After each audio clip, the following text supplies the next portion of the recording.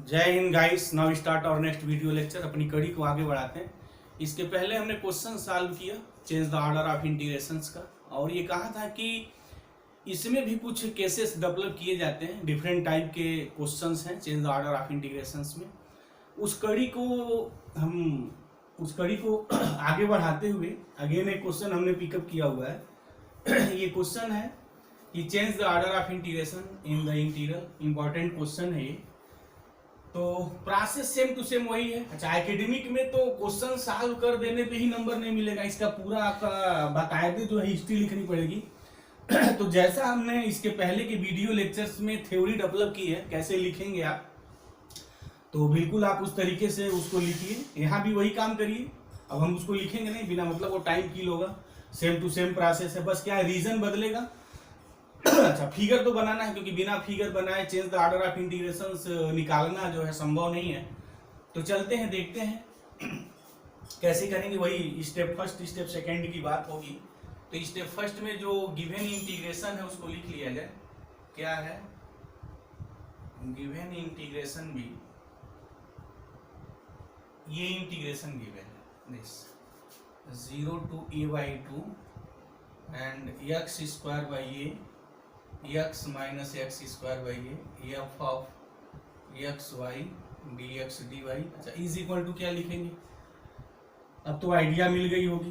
D x है मतलब पहला जो एक्स की लिमिट है, तो x is equal to 0 to x is equal to a/2 ये हो गया। और नेक्स्ट जो होगा वो वाई का, यानी वाई यहाँ वेरिएबल लिमिट्स है, x square by a, y is the function of x, और यहाँ एक्स जो भी है वो तो कांस्टेंट है।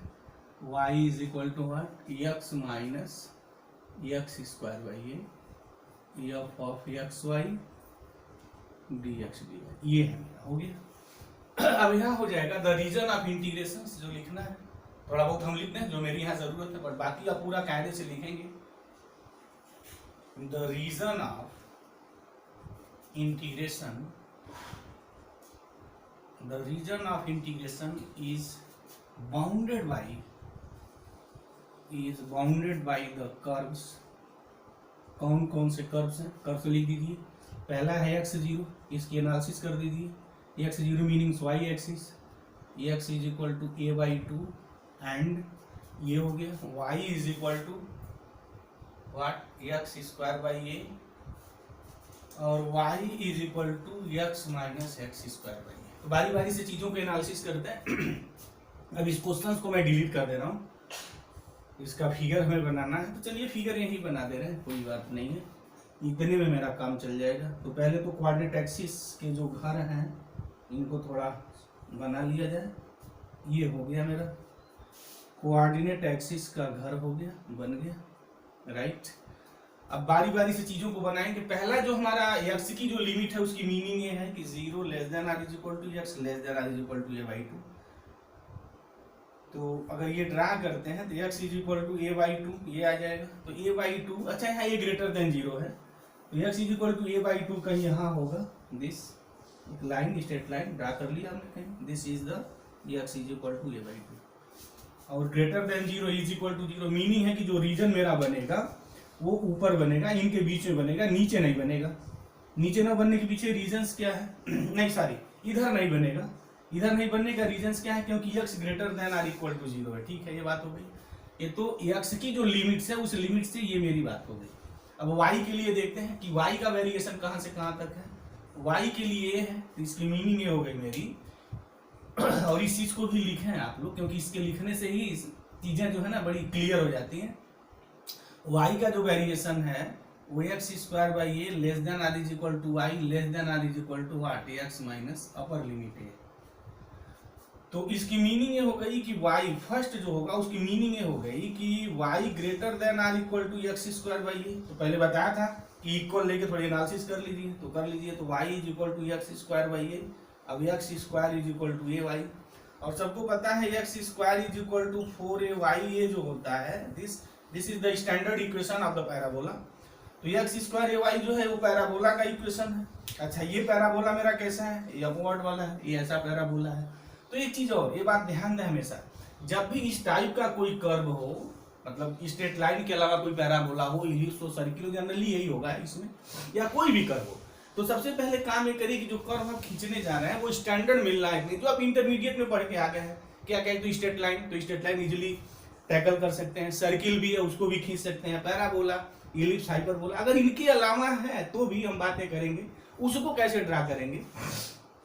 जनरली आप इंटरसेक्शन पॉइंट्स निकाल लीजिए, और इंटरसेक्शन पॉइंट बहुत सारी समस्याओं को सॉल्व कर देता है। जैसे अगर यहाँ देखते हैं तो कोई प्रॉब्लम नहीं है, यहाँ तो this is the standard form of the parabola. अब ये क्या होगा, जैसे हमें पैराबोला जो ड्रा करेंगे तो ऑलरेडी ये किससे एक कर्व बना हुआ है, तो जो दूसरा कर्व हम खींचने जाएं तो इस टेक्निक को ध्यान दें कि ये कर्व है, अब इस कर्व को मैं ड्रा करूंगा तो ये कर्व का नेचर बिल्कुल मिल गया कि this is the standard equation of the parabola. Parabola मुझे बनाना है, अपवर्ड बनाना है, इसका वर्टेक्स कहाँ है, ओरिजिन पे है, ठीक है। अब ये कर्व अब इसको इंटरसेक्ट कहाँ कर रहा है, दिस इज द इंपॉर्टेंट। यानी जो भी कर्व बना लिए आप, उसके बाद जो कर्व आप बनाने जा रहे हैं, देखिए कि वो कर्व जो कर्व आप ड्रा कर चुके हैं किन पॉइंटों पे इंटरसेक्ट कर रहा है, इस टेक्निक को ध्यान में रखना है। जैसे अब ये x इज इक्वल टू ये a/2 है, ये मेरा x स्क्वायर ay है, तब देखिए x is equal to a/2 और x square is equal to ay, ये दोनों कर्व कहाँ इंटरसेक्ट करते हैं, तो सीधी बात है x की वैल्यू यहाँ से उठा के आप पुट कर दीजिए, तो x is equal to a/2 लिखेंगे तो क्या आएगा, a square by 4 is equal to ay, this means y is equal to what, a/4। यानी मीनिंग ये हो गई कि जब हम इस कर्व को ड्रा करेंगे तो ये कर्व स्ट्रेट लाइन को कहाँ पे इंटरसेक्ट करेगा, a/4 पे। चलिए बना दीजिए, तो ये जो मेरा कर्व बनेगा कुछ इस टाइप का बनेगा,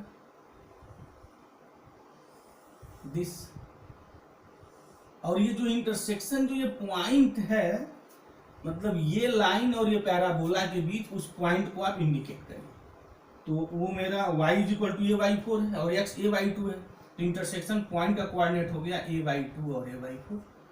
ये ओरिजिन हो गया, अब इसका नामकरण संस्कार करिए, तो o हो गया, अब इसका नामकरण संस्कार a कर दीजिए। एक और हम बात करना चाहेंगे, this fact always keep in mind here, कि अगर स्ट्रेट लाइन के अलावा कर्व है और इंटरसेक्शन पॉइंट आप निकालना है तो उनके बीच में एक पॉइंट और आप ड्रा करिए। कहने का मतलब ये हो गया जैसे o और a हो गया, अब इस कर्व OA के बीच में कोई एक पॉइंट अपने मन से ले लीजिए, तो हम यहाँ A ले लेंगे और इसको B लिखेंगे। लेकिन अगर ये स्ट्रेट लाइन होगा तो हम कोई 2 पॉइंट ले लेंगे, मेरी बात क्लियर हो जाएगी। लेकिन अगर कर्व है तो फॉर सिंप्लिसिटी O और B 2 पॉइंट है कर्व पे, ऑलरेडी ये नोन हो गया, तो लिखने के लिए रीजन कायदे से इनके बीच में एक पॉइंट A ले लेते हैं। अगर ये स्ट्रेट लाइन है तो कोई जरूरत नहीं, ठीक, ये बात मेरी हो गई। अच्छा, तो x square is equal to ay हो गया।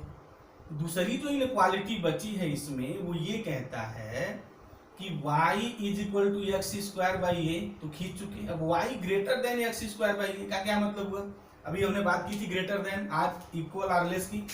इक्वल का मतलब हो गया कि पैराबोला पे है, राइट।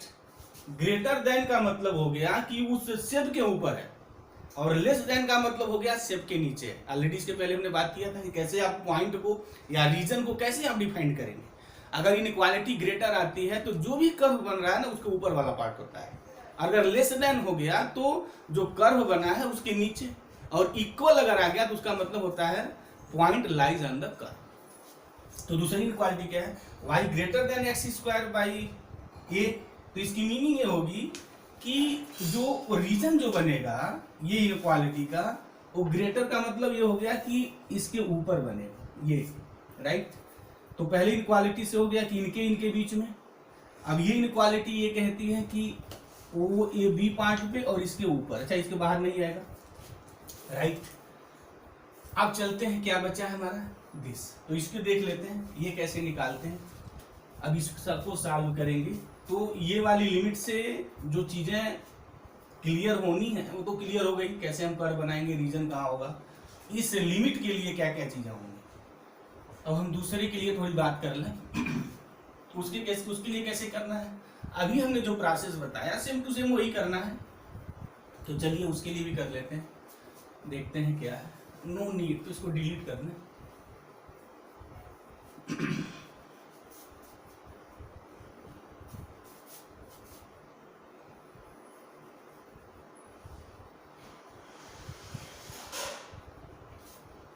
तो मैं थोड़ा नामकरण संस्कार भी इनका कर दूं साथ साथ, और आपको भी लिखना है।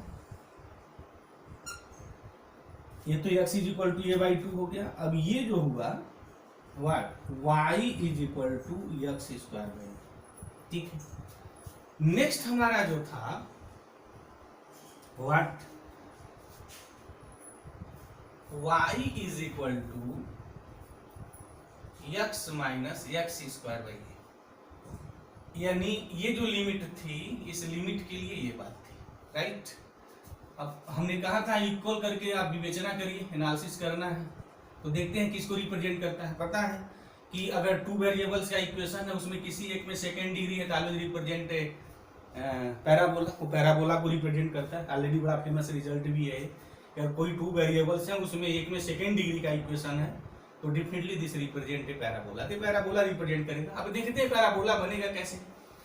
तो उसका हम लोग कन्वर्ट करते हैं स्टैंडर्ड फॉर्म में।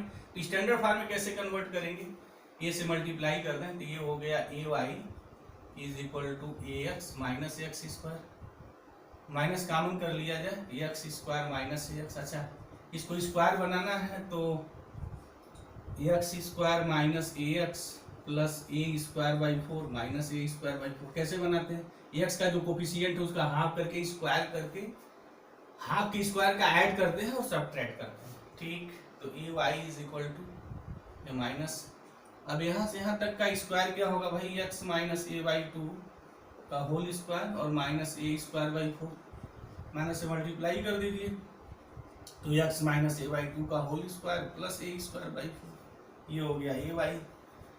अब अगर इसको मैं व्यवस्थित थोड़ा कर दूं तो ये इधर आएगा तो माइनस हो जाएगा, माइनस से मल्टीप्लाई कर दें तो a square by 4 minus a y is equal to x minus a by 2 का होल स्क्वायर। अब कैसे लिखते हैं, अब यहां से मैं ये कॉमन अगर खींच लूं तो या माइनस ए अगर मैं कॉमन खींच लूं तो ये हो गया y minus what a by 4 x minus a by 2। अच्छा, माइनस कॉमन खींचते हैं क्योंकि वाई कोफिशिएंट वहाँ पॉजिटिव होना चाहिए जब हम कोई भी स्टैंडर्ड इक्वेशंस में लिखने जाते हैं जो मेरे नॉन कॉनिक सेक्शन में। तो लेट अब कर लिया जाए y माइनस ए बाई 4 को कैपिटल Y ले लेते हैं और x माइनस ए बाई 2 को कैपिटल X लेते हैं। अब यहाँ मैं इंटरमीडिएट का काम कर रहा हूँ 11-12 का, राइट, कि कैसे पाथ को हम बनाएंगे। तो ये हो गया minus a y is equal to x square. तो again x square is equal to minus a y है और यहाँ जो है ए ग्रेटर देन 0 है, always understood here A greater than 0। तो मीनिंग ये जो मेरा पैराबोला बनेगा ये नीचे बनेगा ना, ऐसा होगा। तो देखते हैं उसके शेप का कैसे निर्धारण करते हैं। तो शेप का जो निर्धारण होता है वर्टेक्स के लिए कैसे बनाते हैं, वर्टेक्स पे y 0 x 0 होता है, ये होता है। तो चलिए y 0 अगर करते हैं तो y क्या है, y माइनस ए बाई 4 0 हुआ और कैपिटल X क्या है तो x माइनस ए बाई 2 0 हुआ। तो ये y is equal to a by 4 हो गया और x is equal to a by 2 हो गया। तो मतलब वर्टेक्स का जो कोऑर्डिनेट होगा ए बाई 2 और ए बाई 4 होगा, ये होगा। मीनिंग क्या होगा कि ये पॉइंट, ये जो पैराबोला मेरा बनने जा रहा है उसका वर्टेक्स है। जैसे इसके यहाँ वर्टेक्स है, वर्टेक्स इसका ओरिजिन पे है, राइट। अच्छा, फोकस कहाँ होता है, फोकस कोऑर्डिनेट ए 0 होता है, यहाँ 0 ए हो जाएगा इस टाइप का। ये तो ऑलरेडी स्कूल स्तर की बात है 11-12 की और ऑलरेडी स्टूडेंट इस चीज को जानते हैं। बट मुझे इसकी एनालिसिस करनी है तो पूरी मैं इसको थोड़ा डिटेल्स में मैं लिखने का प्रयास कर रहा हूँ ताकि अगर कोई चीज भूल गई हो तो सब चीजें याद आ जाए। ठीक है, तो ये जो पैराबोला बन रहा है, इस पैराबोला का जो वर्टेक्स होगा वो वर्टेक्स इस पॉइंट पे है, ये पॉइंट में है, यानी वर्टेक्स यहाँ है। ठीक है, बात हो गई। अब उसके बाद हम क्या करेंगे कि ये देखते हैं कि ये जो पैराबोला है x और y को कहां पर इंटरसेक्ट करता है। तो उससे बहुत सारी चीजें मिल जाती हैं। तो इंटरसेक्शन पॉइंट कैसे निकालते हैं, पहले x 0 लिख देते हैं, y निकालते हैं, y 0 लिखते हैं, x की वैल्यू निकालते हैं। बस इतने से ये सब चीज ट्रेसिंग हो जाती है, क्योंकि यहाँ बड़े खतरनाक कर्व की ट्रेसिंग नहीं करनी है। तो कैसे निकालेंगे, जब भी इस टाइप का कोई भी कर्व गिवन हो ना, तो आप क्या करिए, आप सबसे पहले इंटरसेक्शन पॉइंट निकाल लीजिए। अच्छा, अगर स्टैंडर्ड इक्वेशन आप पैराबोला होता तो वहाँ कोई बात नहीं रहती। तो y 0 पुट कर दीजिए, y 0 पुट करने पे देखते हैं x की वैल्यू क्या आती है। ax माइनस एक्स स्क्वायर 0 हो गया तो अगर मैं x कॉमन खींच लूँ तो a माइनस एक्स 0 हो गया, दिस इम्प्लाइज x 0 होगा और a होगा। तो जो इंटरसेक्शन जो पॉइंट्स निकला हमारा, क्या क्या निकला भाई, y0 पे x की दो वैल्यू आई, एक 0 आया एक क्या है, तो 0 0 हो गया, मतलब ओरिजिन पे, यानी ये जो कर्व बनेगा ओरिजिन को इंटरसेक्ट करेगा और a0 इस पे इंटरसेक्ट करेगा, x एक्सिस को यहाँ इंटरसेक्ट करेगा। अच्छा अब x0 पुट कर लीजिए, तो y की वैल्यू निकालिए, तो ay तो 0 हो गया, तो सीधे सपाट मिल गया y0। तो जो इंटरसेक्शन पॉइंट मिला नेक्स्ट हमारा, ये इंटरसेक्शन पॉइंट क्या है भाई, सिंपली 0 0। तो मतलब क्या होगा कि जब इस कर्व को आप बनाएंगे तो ये कर्व कहाँ पे इंटरसेक्ट करेगा, एक्स एक्सिस को ये 0 पे इंटरसेक्ट करेगा, ओरिजिन पे इंटरसेक्ट करेगा, यहाँ भी ओरिजिन है, मतलब सिंपली 2 पॉइंट पे इंटरसेक्ट करेगा। तो ये a/2 है, तो यहाँ से यहाँ तक की डिस्टेंस a/2 है, तो मीनिंग कहीं यहाँ पे, अच्छा इसका हमारा वर्टेक्स भी है, तो वर्टेक्स का जो शेप होता है पैराबोला का वो ऐसा होता है, this point is known as the vertex. मतलब वर्टेक्स का कंसेप्ट है कि x0 और y0 जहाँ मिलता है वही वर्टेक्स है, तो यहाँ मिला है, और उसका वर्टेक्स का शेप पैराबोला में इस टाइप का होता है। तो वर्टेक्स यहाँ होगा और वो पैराबोला यहाँ पे कट करेगा और यहाँ पे कट करेगा, तो कैसी आइडिया होगी, और उसको ड्रा कर सकते हैं, देखिए कैसे खींचना है। ये ओरिजिन से होके जाएगा और ये कहीं कट कर रहा है, और ये जो पॉइंट है वो पॉइंट हमारा क्या है, a0। हालांकि इससे बहुत मतलब नहीं है बट लिख देते हैं, और ओरिजिन है, हो गया। अब मुझे यहाँ क्या देखना है उसकी बात करनी है, रीजन हमारा क्या होगा, रीजन ऑफ इंटीग्रेशन। तो पहला ये हुआ कि जो हम लोग लिखे थे y greater then x² is equal की तो बात हो गई कि पैराबोला पे ग्रेटर देन का मतलब क्या होगा कि ये जो मेरा है y = x² है, ग्रेटर देन का मतलब होगा कि ऊपर की ओर, ठीक है। नेक्स्ट है कि y less than x minus x² तो क्या मतलब हुआ भाई कि अच्छा यहाँ लेस देन इनक्वालिटी है, तो हमने बताया था क्वालिटी लेस देन है तो जो कर्व बनेगा उसके नीचे आएगा, अगर ग्रेटर देन है तो कर्व के ऊपर।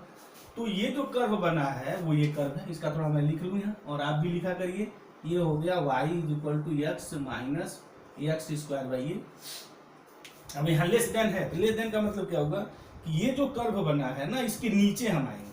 तो चलिए यहाँ से यहाँ तक आपका रीजन होगा, x का जो लिमिट है वो ये डिफाइन कर दिया कि हमारा जो रीजन ऑफ इंटीग्रेशन होगा वो 0 से और इनके बीच में a/2 के बीच में होगा। उसके बाद दूसरी लिमिट ने जो एनालिसिस की उससे ये निकला कि इसके ऊपर होगा साहब, इसके ऊपर चलेगा, और जो लास्ट आया कि अब इसके नीचे आएगा, तो फिर क्या हो गया, इसके ऊपर इसके नीचे, तो क्लियर हो गया होगा हमारा एक्चुअल में अब ये रीजन हो गया। तब कैसे करेंगे, ओ ए और बी हो गया, अच्छा बी के बाद ओ मेरा बी पॉइंट और एक पॉइंट है और एक कर्व है, this is not straight line, हमने कहा था फिर ओ बी के बीच में एक पॉइंट आप ले लीजिए, तो हमने सी ले लिया। तो जो हमारा रिक्वायर्ड रीजन ऑफ इंटीग्रेशन आया, अब उसको यहाँ लिख लीजिए, required region of integration is equal to O A B C, और हमेशा क्लोज करना है, जहां से चलिए वहां तक आ जाइए। तो this is the required region of integration. अब ये निकल गया, अब आपकी खेल समाप्त हो गई। अब क्या करना है, हमने बताया था कि अगर y वेरिएशन में दिया हुआ है तो आप parallel to the x axis खींचेंगे, अगर लिमिट y वेरिएशन में है तो parallel to the x axis, अगर x वेरिएशन लिमिट्स की दी हुई है तो आप parallel to the y axis strip खींचेंगे। अब यहाँ जो मैं स्ट्रिप खींचूंगा तो बिल्कुल क्लियर हो गया होगा, parallel to the x axis draw करिए, ये ड्रा कर लिया, दिस एक स्ट्रिप और ड्रा कर लीजिए, एक और ड्रा कर लीजिए, पूरे रीजन में ड्रा करिए। चलिए अब इसमें कोई एक स्ट्रिप पकड़ लीजिए, उसका बॉटम और एंड देखिए, तो उससे x निकलेगा, और इंटायर रीजन में अब y कैसे निकालेंगे उसके लिए मैं क्लू बता दूं, x एक्सिस के लिए क्या टेक्निक बनी, कैसे आप पता करेंगे कि x की लिमिट कैसे लिखेंगे। अगर पैरेलल टू x एक्सिस आपने लिमिट खींची है तो आप देखिए कि उस एलिमेंट्री स्ट्रिप का बॉटम कहाँ है, तो बॉटम जहां जिस कर्व पड़ रहा है उस पे x की वैल्यू निकालिए, इंड कहाँ जा रहा है उस पे x की वैल्यू निकालिए, बस ये बात हो गई। दूसरा y कैसे लिखेंगे, y का मतलब वर्टिकल वैल्यू होती है ना x एक्सिस के ऊपर। तो अब ये देखिए कि इंटायर रीजन्स में जो मेरी स्ट्रिप है वो कहाँ से कहाँ तक जा रही है, मतलब जैसे इसके लिए देखें तो कितना ऊपर है भाई, तो ऊपर कैसे निकालते हैं, एक्स एक्सिस से ये डिस्टेंस, दूसरा ये हो गया।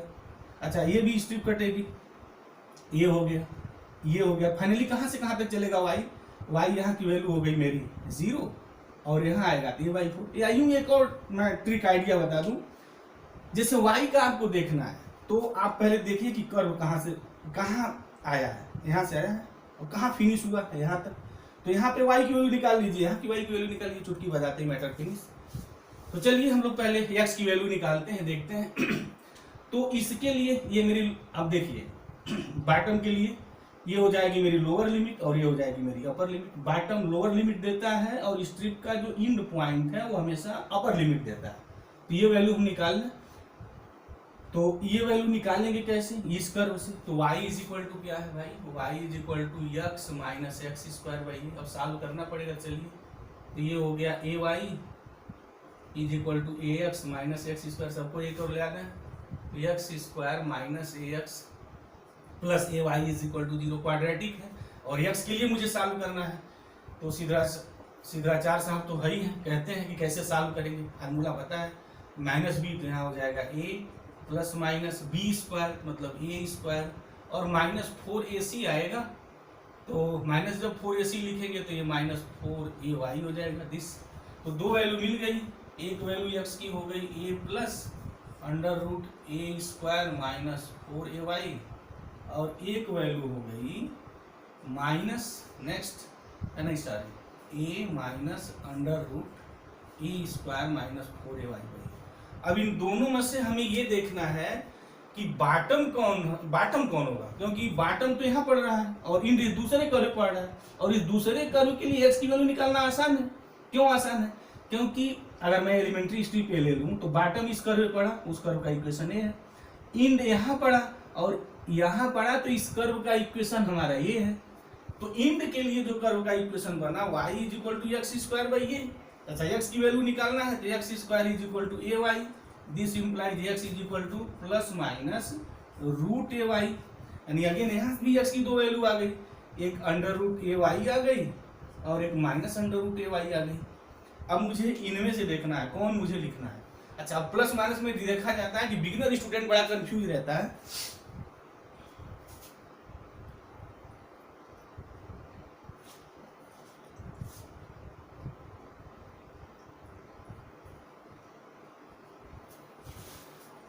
ठीक है, अब बिगिनर स्टूडेंट हमेशा यहाँ कंफ्यूज रहता है। उस कंफ्यूजन को दूर करने के लिए अगेन एक हम ट्रिक की बात करते हैं, एक आइडिया की बात करते हैं, कैसे वो समझेगा। देखिए बता दें हम एक्चुअल में यहाँ पहले हम यहाँ आ जाते हैं, इस कर्व के लिए देखते हैं। ये वैल्यू जो मैंने निकाली है x की, इस कर्व के लिए दो वैल्यू आई, एक प्लस की आई और एक माइनस की आई। अब इनमें से मुझे पता करना है कौन है। तो देखिए एक्चुअल में होता ये है, y की एक वैल्यू पे जब y की मैं कोई एक वैल्यू लिखूंगा तो सिंस x में क्वाड्रेटिक है तो x की दो वैल्यू मिलेगी। तो y किसी एक वैल्यू के लिए y, जैसे हमने देखा, देखिए ये वैल्यू वही होगी जो यहाँ भी कोई पॉइंट मिलेगा ना। देखिए ध्यान से देखिए, इस चीज को बढ़ा दीजिए, आप पूरे इंटायर में आइए ना इस कर्व के लिए।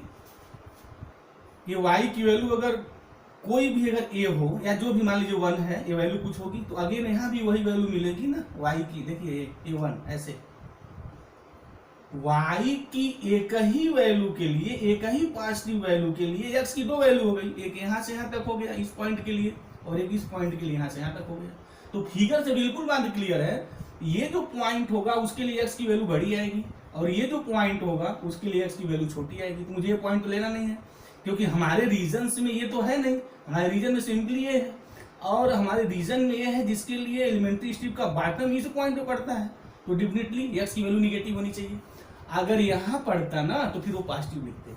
तो फिर हम रिक्वायर्ड जो हमारा रीजन है, कौन रीजन है भाई, OABCO, इस रीजन्स के लिए ये जो स्ट्रिप का जो बॉटम है उसके लिए x की वैल्यू क्या होगी, पॉजिटिव होगी या निगेटिव होगी।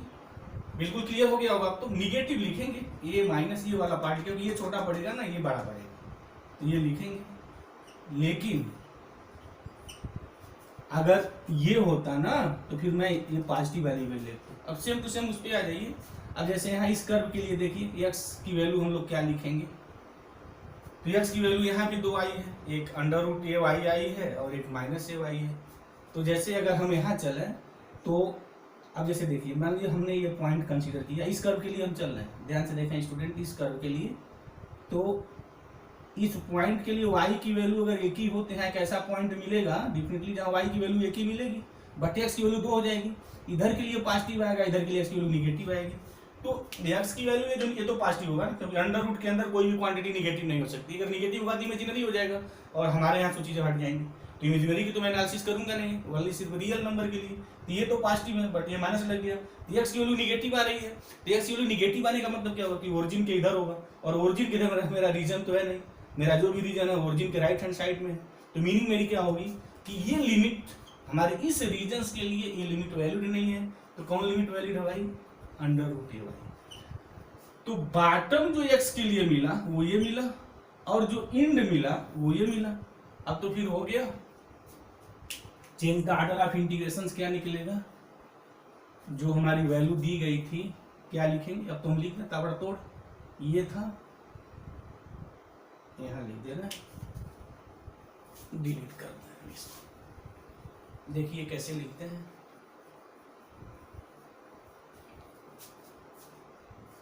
क्या था भाई, जो क्वेश्चन हम लोगों का था वो ये था कि x जो वेरी करता था वो 0 से लेके a/2 था। y का जो वेरिएशन था, y vary from x square by a to y is equal to x minus x square by a of x y, ये था dx dy था। ठीक है, लिखते हैं। अब चेंज करना है तो चेंज करके पहले y लिखेंगे, चलिए y लिखते हैं, नहीं सॉरी x लिखेंगे। तो x अब देखिए लोअर लिमिट हमारी ये है, और इसके लिए जो कर्व जो x की वैल्यू निकली है वो ये है। तो x is equal to a minus under root a square minus 4y 4ay है ऐसा 4ay, और दूसरी जो इंड पे आ गया उसकी वैल्यू हमारी है x is equal to under root a y। बिल्कुल क्लियर हो गया होगा। अब y चलते हैं, y कहाँ से कहाँ तक वेरी करेगा देख लीजिए। हमने बताया था कोई एक कर्व पकड़, मतलब हमने एक कर्व पकड़ लिया, तो ये तो y 0 पे है, ये कहाँ तक आ गया, यहाँ तक, और यहाँ पे y की वैल्यू कितनी है a/4। तो y vary from 0 to y is equal to a/4। अब हो गया f ऑफ x y। अच्छा पहले dx लिखे थे, तब यहाँ dy लिखेंगे, अब dx हो गया। Hence this is the change the order of integration. तो मुझे उम्मीद है कि इस क्वेश्चंस में जो कंसेप्ट और लॉजिक रही है बात बिल्कुल क्लियर हो गई होगी। अगर फिर भी कोई डाउट है कमेंट बॉक्स में जाइए, कमेंट करिए, उसका हम जवाब देंगे। तो thank you very much guys, जय हिंद।